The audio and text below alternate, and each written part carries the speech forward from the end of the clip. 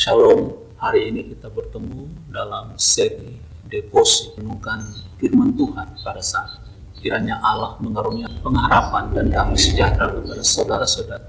Mari kita berdoa sebelum memulai devosi atau renungan kita pada saat ini. Kiranya segala hikmat dan pengertian yang benar Allah karuniakan kepada kita untuk mengetahui kehendak Tuhan dengan sempurna, sehingga hidup kita layak di hadapannya, serta berkenan kepadanya dalam segala hal. Dalam nama Tuhan Yesus Kristus. Amin. Seri devosi kita pada saat ini mengambil tema spiritual menjadi ritual. Dan hari ini, 13 Maret 2021, kita akan memulai dengan merenungkan pencobaan Yesus di padang gurun. Bacaan kita hari ini adalah Matius pasal 4 ayat 1-4. Maka Yesus dibawa oleh Roh ke padang gurun untuk dicobai iblis. Dan setelah berpuasa 40 hari dan 40 malam, akhirnya laparlah Yesus. Lalu datanglah si pencoba itu dan berkata kepadanya, "Jika engkau anak Allah, perintahkanlah supaya batu-batu ini menjadi roti." Tetapi Yesus menjawab, "Ada tertulis, manusia hidup bukan dari roti saja, tetapi dari setiap firman yang keluar dari mulut Allah." Ya, bisa pencobaan di padang gurun adalah setelah Yesus dibaptis oleh Yohanes Pembaptis di Sungai Yordan. Pada Matius 3 ayat yang ke-17, lalu terdengarlah suara dari sorga yang mengatakan, "Inilah anakku yang kukasihi, kepadanya lah aku berkenan." Saudara-saudara, dari konteks ini, Matius pasal 3 ayat 17, kita bisa belajar sesuatu bahwa saat kita mau menyenangkan hati Tuhan, misalnya melalui pelayanan firman Tuhan, belajar firman Tuhan, kita berdoa, kita berusaha untuk hidup seperti yang Tuhan kehendaki. Pada saat-saat seperti itu, kita akan mengalami berbagai tantangan. Setan akan menyerang kita dengan berbagai pencobaan, supaya kita tidak hidup seperti apa yang Tuhan kehendaki dalam hidup kita, seperti panggilan pelayanan yang Tuhan percayakan kepada kita. Di dalam Matius 4 ayat 1 di atas tadi, dikatakan bahwa Yesus dibawa oleh Roh ke padang gurun untuk dicobai iblis. Dari sini juga kita belajar ya, bahwa orang yang penuh dengan Roh Kudus, orang yang dekat dengan Tuhan, orang yang hidup di dalam Tuhan, justru mereka akan diserang oleh setan. Ya, ini sesuatu yang kontras atau tidak sejalan dengan ajaran-ajaran yang sering diajarkan kepada kita, atau mungkin yang kita dengar akhir-akhir ini, bahwa barang siapa yang beriman kepada Tuhan, barang siapa yang hidup di dalam Tuhan, maka dia akan hidup seolah-olah tanpa masalah. Segala masalahnya akan beres, dia akan mengalami mujizat demi mujizat, dia akan sembuh dari sakit, dia tidak akan miskin tapi dia akan kaya raya, dia akan memiliki apapun yang dia mau dan apapun yang dia doakan, dia akan mendapatkannya. Matius 4 ayat 1 berkata bahwa justru ketika kita dipimpin oleh Roh, kita akan dicobai oleh iblis dengan berbagai tantangan dan persoalan dalam kehidupan, di mana Roh Kudus bekerja dan setan juga ingin mempengaruhi kita. Disitulah terjadi pencobaan, disitulah terjadi masalah, disitulah terjadi pergumulan dan penderitaan demi penderitaan.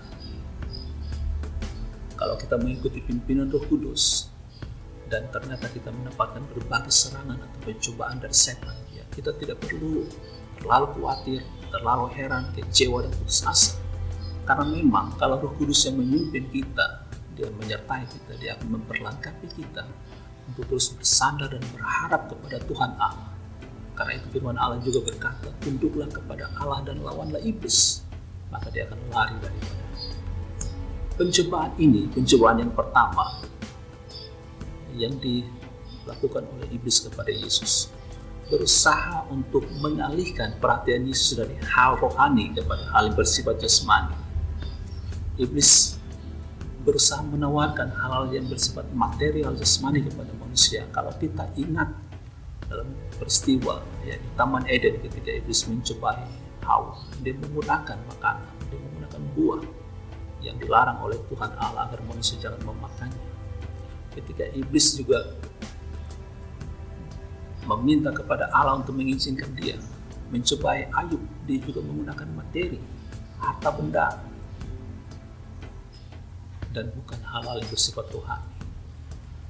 Dari sini kita belajar bahwa setan sering mengalihkan perhatian kita dari hal rohani, dari hal-hal untuk berdoa, belajar firman Tuhan.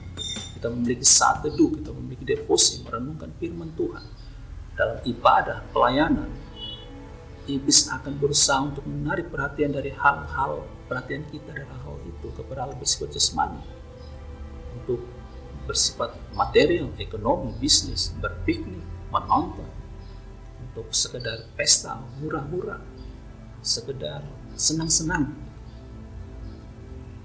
Apalagi kalau kita punya pemahaman Alkitab yang sangat sedikit, kita akan terjebak kepada hal-hal yang bersifat jasmani, kelihatan rohani, kelihatan fenomena-fenomena kekristenan, tapi bukan bersifat esensi dari Alkitab, esensi dari firman Tuhan. Setan juga berusaha mengalihkan gereja atau hal-hal kekristenan yang esensial pada masa kini dari hal-hal yang rohani yang membawa manusia membangun relasi dengan Allah kepada hal bersifat jasmani. Kita bisa lihat dari begitu banyaknya kegiatan-kegiatan gereja yang mulai mengarah kepada hal-hal yang bersifat duniawi, hal-hal yang tidak membangun jemaat. Kita bisa juga melihat bahwa gereja makin sibuk dengan kegiatan-kegiatan sosial gereja, kegiatan yang bersifat sosial, kegiatan yang bersifat begitu banyak aktivitas gereja, tetapi jemaatnya tidak bertumbuh. Jumlah gedung gereja makin bertambah, tetapi kehidupan kekristenan semakin rapuh dan mudah hancur dan jatuh dalam berbagai-bagai dosa. Banyak dosa-dosa tersembunyi yang membuat jemaat Allah, umat Allah tidak bertumbuh di dalam Tuhan. Setan berusaha mengalihkan pikiran kita dari firman Tuhan pada saat kebaktian dengan memikirkan pekerjaan, memikirkan kegiatan-kegiatan dua hal bersifat keuangan dan sebagainya. Kita juga melihat bagaimana di dalam Yohanes 2 ayat 16, Yesus ketika menyucikan bait Allah, dia berkata kepada pedagang-pedagang merpati, ambil semuanya ini dari sini. Jangan kamu membuat rumah Bapakku menjadi tempat berjualan. Ya, pada saat ini banyak gereja dijadikan kegiatan bisnis, pertemuan-pertemuan ibadah itu dibungkus dengan kegiatan bisnis atau terlihat beribadah, tetapi tujuan orang-orang pergi ke sana untuk berbisnis, untuk mencari hal bersifat duniawi. Pencobaan yang pertama ini juga dilakukan iblis kepada Yesus untuk berusaha, untuk bertujuan agar Yesus tidak mempercayakan diri kepada Bapaknya, tetapi menangani persoalannya sendiri dengan apa yang dia miliki, dengan kuasa yang dia miliki, dengan kehendaknya dia sendiri. Ketika Yesus lapar, iblis berusaha agar Yesus menyelesaikan masalahnya sendiri. Tapi kita belajar dari firman Tuhan, dari pengalaman Yesus ketika dia hidup sebagai manusia di dunia ini, dia tidak pernah menggunakan kuasa keilahiannya hanya untuk dirinya sendiri. Dari sini kita belajar bahwa setan selalu menyerang kita untuk tidak mempercayakan diri kita kepada Allah, untuk tidak membangun relasi kita dengan Allah, untuk tidak mengandalkan dan mengharapkan Allah, agar kita menyelesaikan dengan cara kita sendiri, dengan cara yang tidak benar, dengan cara-cara yang buat kita berdosa di hadapan Allah, mencuri, korupsi, menyogok, menyuap, berdusta, menipu, menggunakan kuasa gelap dan sebagainya untuk menyelesaikan masalah kita. Kita belajar ketika iblis menggoda Adam dan Hawa, menjatuhkan mereka ke dalam dosa menggunakan makanan, maka Yesus pun iblis serang dengan menggunakan makanan. Tetapi kita lihat bahwa Yesus menang meskipun Adam jatuh. Adam yang pertama jatuh, tapi Nabi Adam yang kedua, Yesus Kristus dia menang. Ada seorang penulis buku God's Chosen Vessel, Arthur Wallis. Di dalam buku ini, God's Chosen Vessel, dia menulis ada 3 tahapan yang akan dialami oleh seseorang ketika dia melakukan puasa dalam jangka panjang tanpa makanan sama sekali, tetapi hanya minum air putih saja. Pada tahap yang pertama, biasanya berlangsung 2-3 hari, orang ini akan merasa sangat lapar, tetapi ini pun dipengaruhi oleh kemampuan atau stamina setiap orang berbeda-beda. Di tahap yang kedua, di dalam 2-3 hari itu pun orang itu akan mungkin dia tidak merasa lapar lagi, tetapi badannya akan lemas, kepalanya pusing, dia mulai malas bergerak, dan biasa ini bagian-bagian yang sangat berat untuk orang itu memutuskan untuk meneruskan puasanya atau tidak. Pada tahap yang ketiga, lebih dari 3 hari, 4 hari, orang mulai merasa bahwa badannya sudah mulai kuat kembali, dia tidak lapar lagi, dan biasanya dia akan terus berpuasa tanpa ada masalah yang terjadi. Tetapi kalau diteruskan untuk hari-hari selanjutnya, tiba-tiba dia bisa merasa lapar lagi, dan itu akan sangat hebat. Bahkan dia bisa mengalami ancaman mati kelaparan, sehingga biasanya orang sangat sulit untuk melanjutkan lebih dari 1 minggu. Tetapi ini pun, pada tahap ketiga ini pun berbeda tergantung stamina dan kekuatan fisik setiap orang.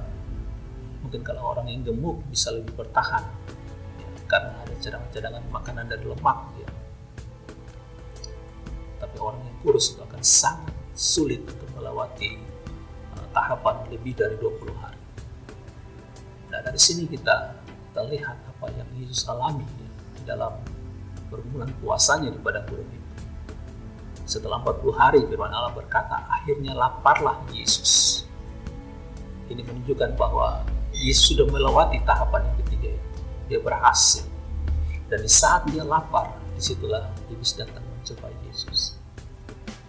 Pencobaan iblis yang pertama kepada Yesus adalah menyangkut makanan, karena saat itu Yesus sedang lapar. Dari sini kita belajar, ya. Karena Yesus itu sangat lapar, dia harus makan, kalau tidak dia akan seperti bunuh diri dengan kelaparannya.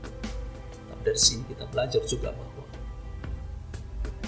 iblis akan mencoba kita di saat kita membutuhkan sesuatu. Apa yang menjadi kebutuhan kita itu akan menjadi objek, itu akan menjadi sarana untuk iblis mencobai kita. Sehingga kalau kita tidak berhikmat, tidak sungguh-sungguh takut akan Allah dan bergantung kepada Allah, kita akan mudah jatuh.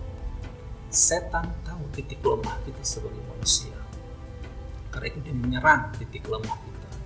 Misalnya kalau di antara saudara ada yang lemah dalam hal seksualitas, maka iblis akan menyerang saudara dalam hal itu.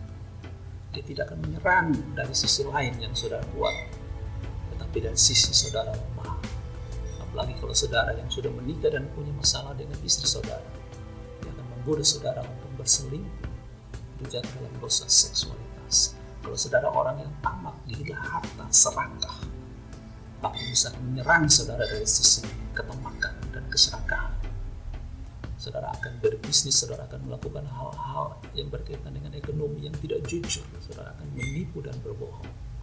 Jika saudara seorang yang suka marah, mudah marah, cepat emosi, egosentris, maka ini bisa menyerang saudara dari hal seperti itu. Kalau saudara punya masalah dengan uang, ini bisa akan menipu saudara untuk saudara mencuri, korupsi. Kalau saudara sedang bergumul dengan sakit penyakit, dan saudara sudah berdoa tapi saudara tidak sembuh, maka iblis akan mencobai saudara untuk menyelesaikannya dengan cara yang tidak benar, pergi ke dukun, menggunakan kuasa gelap dan sebagainya.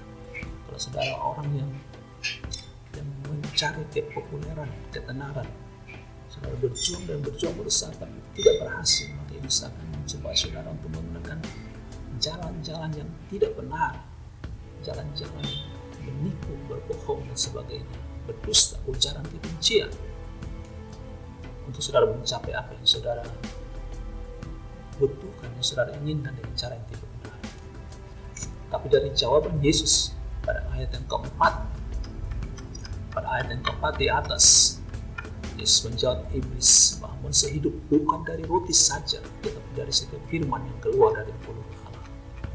Apa yang kita bisa pelajari dari jawaban Yesus ini? Yesus menangkis serangan iblis, serangan setan. Yesus tidak menggunakan pikiran-pikiran dunia, filsafat atau psikologi dan sebagainya. Tapi Yesus menggunakan kutipan firman Allah dalam Ulangan 8 ayat 4. Dari sini kita belajar sangat penting kita hidup dalam firman Allah. Dengan pengetahuan dan iman terhadap firman Allah yang sangat sedikit, kita akan mulai jatuh dan rapuh. Tapi dengan bersandar penuh pada firman Allah, kita bisa menangkis serangan iblis, serangan setan dengan firman Allah itu juga. Karena itu sangat penting kita membaca firman Tuhan, membaca buku-buku rohani yang berkualitas, untuk mendengarkan khotbah, mendengarkan renungan yang alkitabiah, yang berdasar sungguh pada firman Allah untuk kita menjadi kuat. Yesus mengutip Ulangan 8 ayat 3. Di dalam konteks ini adalah perkataan Musa kepada bangsa Israel. Firman Allah berkata, "Jadi Ia merendahkan hatimu, membiarkan engkau lapar dan memberi engkau makan mana yang tidak kau kenal dan yang juga tidak dikenal oleh nenek moyangmu, untuk membuat engkau mengerti bahwa manusia hidup bukan dari roti saja, tetapi manusia hidup dari segala yang diucapkan Tuhan." Dari firman Allah ini, dari konteks ini, kita belajar bahwa Yesus ingin berkata kepada setan, kepada iblis, bahwa misalnya kalaupun tidak ada roti untuk dimakan, tidak ada sesuatu yang bisa dikonsumsi oleh manusia, tetapi kalau Allah menghendaki agar manusia itu hidup, kalau Allah menghendaki agar Yesus tetap hidup, maka Yesus akan hidup. Sekalipun kita punya pergumulan hidup yang sangat berat, sekalipun kita bergumul dengan sakit penyakit, bergumul dengan tekanan hidup, bergumul dengan hal yang membuat kita khawatir, takut dan cemas, bergumul dengan masalah pandemi pada saat ini, pandemi COVID-19, begitu banyak ada ketakutan, seolah-olah kita hidup dalam keadaan yang meneror kita, ketakutan, kecemasan. Tetapi kalau Allah berkehendak untuk kita hidup, maka kita tetap akan hidup. Karena manusia hidup bukan dari roti saja, manusia hidup bukan dari apa yang dia konsumsi, tapi dari firman Allah. Dalam keadaan terjepit sekalipun, kalau Allah tetap menginginkan kita hidup, maka kita akan hidup. Jadi Yesus tetap berfokus kepada hal rohani, meskipun iblis, setan berusaha menarik Yesus dari fokus kepada hal rohani, kepada hal yang bersifat jasmani. Dan sini kita mengingat apa yang Yesus katakan dalam Matius 16 ayat 26. Apa gunanya seseorang memiliki seluruh dunia ini, memperoleh seluruh dunia ini, tetapi kehilangan nyawanya? Dan apakah yang dapat dia berikannya sebagai ganti nyawanya? Yesus tetap berpegang teguh kepada Bapanya, dan dia tidak mau menggunakan keilahiannya untuk dirinya sendiri, untuk kepentingannya sendiri. Dan dari sini kita belajar, meskipun kita memiliki sesuatu, talenta, atau apapun yang bisa kita andalkan untuk kebaikan kita, untuk ketenaran kita, untuk kesuksesan kita, untuk pemulihan keadaan kita. Tapi kalau itu di luar kehendak Bapa, marilah kita tidak melakukannya. Kita berfokus kepada kehendak Bapa atas hidup kita. Tetap sungguh-sungguh bergantung kepadanya. Jangan terjebak untuk menggunakan talenta yang kita miliki, apa yang kita miliki hanya untuk kepentingan diri kita semata. Karena kita diciptakan untuk kemuliaan Allah. Roma 11 ayat 36 berkata, "Sebab segala sesuatu adalah dari Dia, oleh Dia, dan kepada Dia. Bagi Dialah kemuliaan sampai selama-lamanya." Amin. Kiranya Tuhan Allah menyertai kita dan kita terus bergantung kepada Dia hari demi hari. Dan kiranya Tuhan Allah menghadapkan wajahnya kepada kita, menyinari kita dengan terangnya, menuntun kita dalam damai sejahtera, dan kiranya Dia memberkati kita dan menyertai kita.